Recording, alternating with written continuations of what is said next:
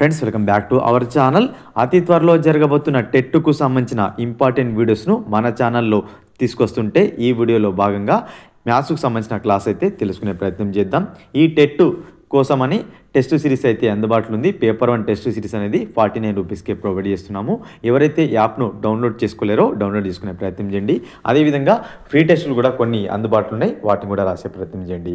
అదేవిధంగా టెట్కు సంబంధించిన important PDF ఫైల్స్ను download చేసుకోవాలనుకుంటే టెలిగ్రామ్ గ్రూప్లో జాయిన్ అవ్వండి. అక్కడ ఈ పీడిఎఫ్ ఫైల్స్ అనేది షేర్ చేస్తుంటాను. ఈ వీడియో కనుక నచ్చినట్లయితే లైక్ చేయండి. టెట్కు సంబంధించిన ఇంపార్టెంట్ వీడియోస్ను మిస్ కాకుండా చూడాలనుకుంటే మన ఛానల్ని సబ్స్క్రైబ్ చేసుకొని పక్కనున్న బెల్ బటన్ క్లిక్ చేయండి ఫ్రెండ్స్. ఈ వీడియోలో కాన్సెప్ట్ కొన్ని ఇంపార్టెంట్ క్వశ్చన్స్ అయితే చూసే ప్రయత్నం చేద్దాం. ముందుగా నిష్పత్తి అంటే ఏమిటి? ఒకే ప్రమాణాలు గల రెండు రాశులను భాగారం చేసి పోల్చగా వచ్చు ఫలితాన్ని ఆ రాశుల యొక్క నిష్పత్తి అంటారు.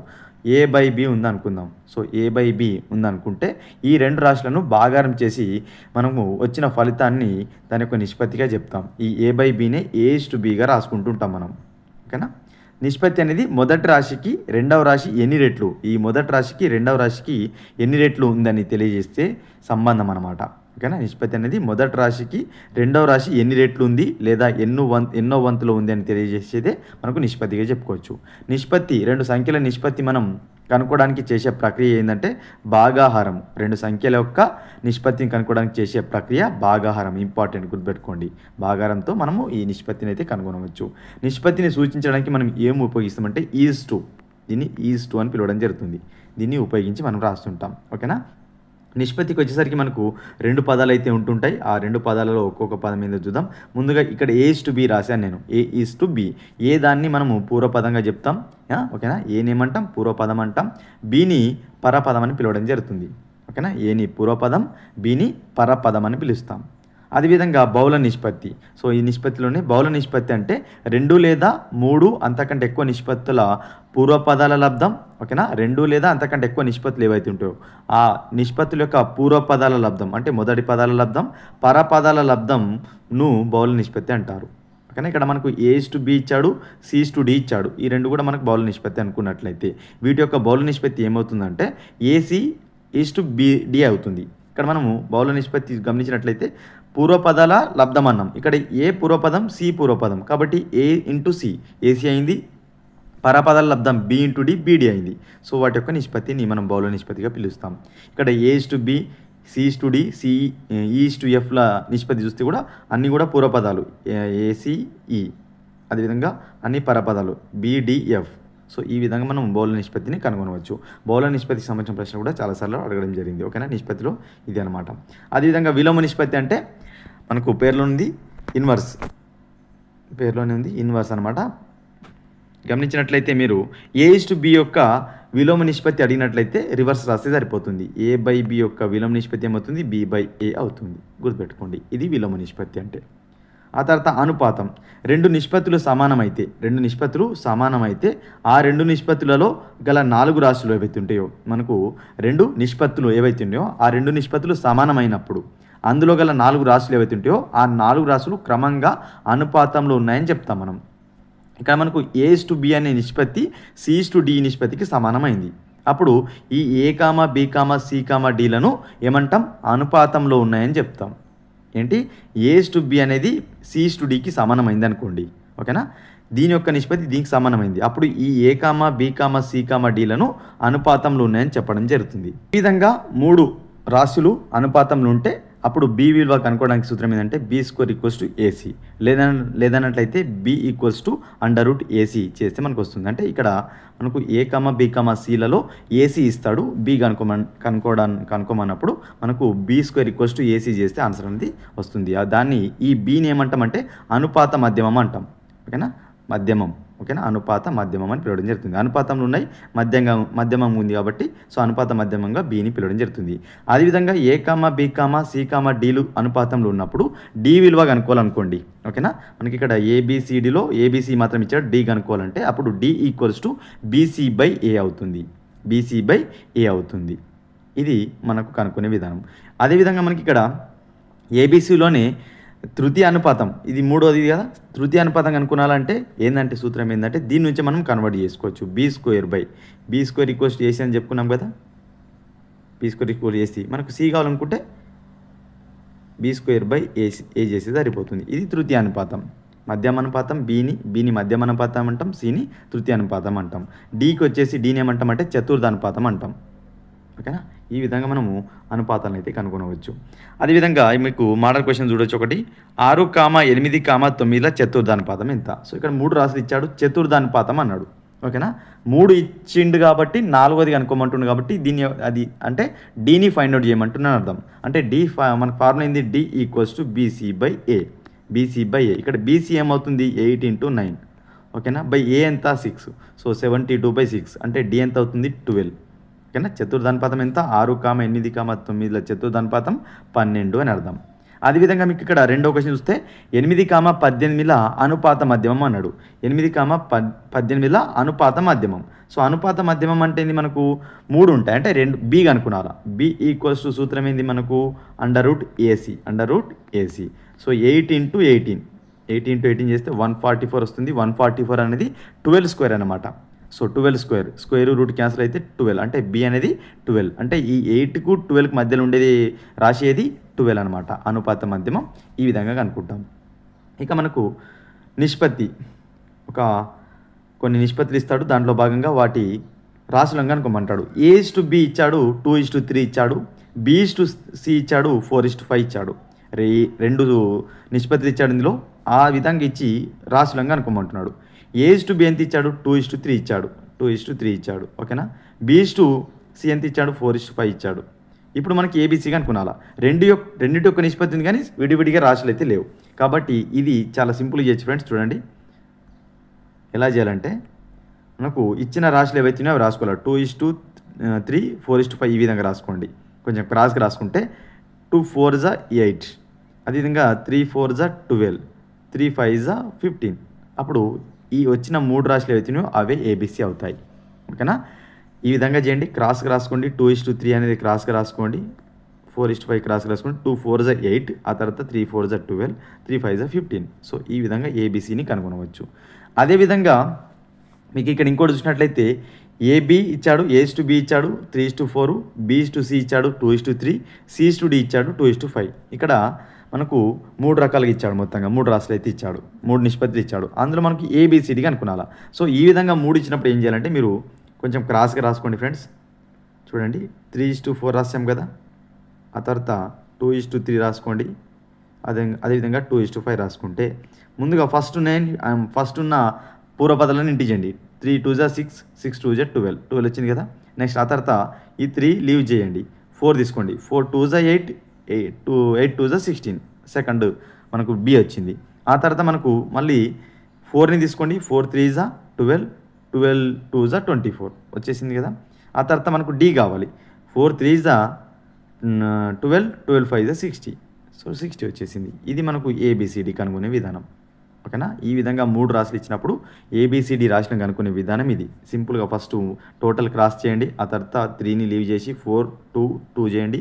ఆ తర్వాత 4 3 2, ఆ తర్వాత 4 3 5. ఈ విధంగా చేస్తే మనకు ఉన్న రాశులన్నీ కూడా కనుగొనడానికి అయితే వస్తుంది.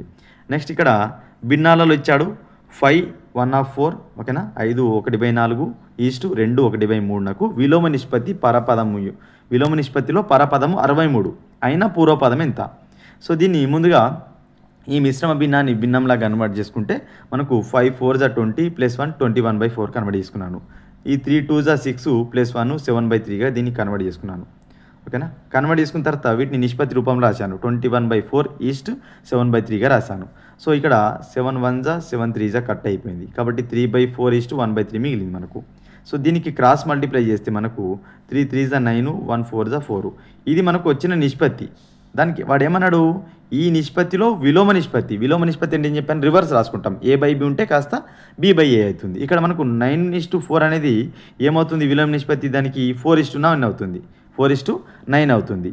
ఈ 4:9లో మనకు పరపదం ఇచ్చాడు. ఏమిచ్చాడు? పరపదం ఇచ్చాడు. 63 ఇచ్చాడు. ఇక్కడ 4:9 మనకు పూర్వపదం కనుక్కునాలి. X:63 రాసుకున్నాను. ఇక్కడ మనకి X విలువ కావాలి కాబట్టి X = 63/4. ఓకేనా? చివరి పదాల గురించి మధ్యల పదం ఏదైతుందో దాన్ని డివైడ్ చేస్తున్నాను. సో అప్పుడు 63 × 4/9 చేస్తే మనకు 9 1 9 7 కట్ అవుతుంది. 7 4 28. అంటే మనకి ఇక్కడ ఉండాల్సిన పదం ఏది? పూర్వపదం ఏది 28. సో ఈ విధంగా కనుక్కోవాలి. ఓకేనా, విలోమ నిష్పత్తి ఇచ్చాడు. డైరెక్ట్ అదే నిష్పత్తిలో 63 పరపదం అన్నట్లయితే డైరెక్ట్గా మనకు 9:4కి దీన్ని ఈక్వల్ చేసి ఫైండ్ అవుట్ చేసి ఇవ్వాలి.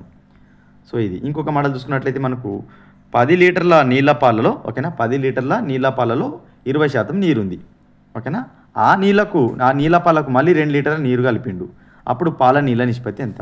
ఫస్ట్ 10 లీటర్ల నీళ్ళ పాలలో ఎంత శాతం నీరు ఉంది? 20%. అంటే మనకు 2 లీటర్లు ఉన్నట్టు, అంటే 8:2 అవుతుంది. అది 10 లీటర్ల మిశ్రమంలో పాలు నీరు నిష్పత్తి 8:2 అవుతుంది.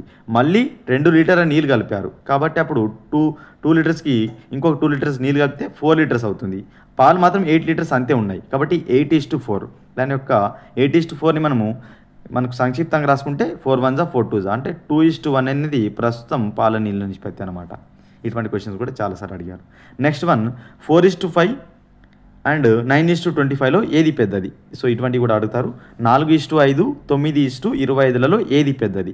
సో ఈ విధంగా ఇచ్చినప్పుడు కింద హారాలు ఏవైతే ఉంటాయో ఆ హారాలతోటి మనము గుణించి భాగిస్తే అది హారం సేమ్ అవుతుంది. సో ఇక్కడ మీరు గమనిస్తే 4:5లో 9:25లో 25 తీసుకొని ఫస్ట్ ఉన్న రేషియోకి ఇంటూ చేస్తున్నాను, గురించి భాగించాను. 4:25/5:25. ఓకేనా, ఇక్కడ ఉన్న హారం ఇక్కడతో గురించి భాగించాను.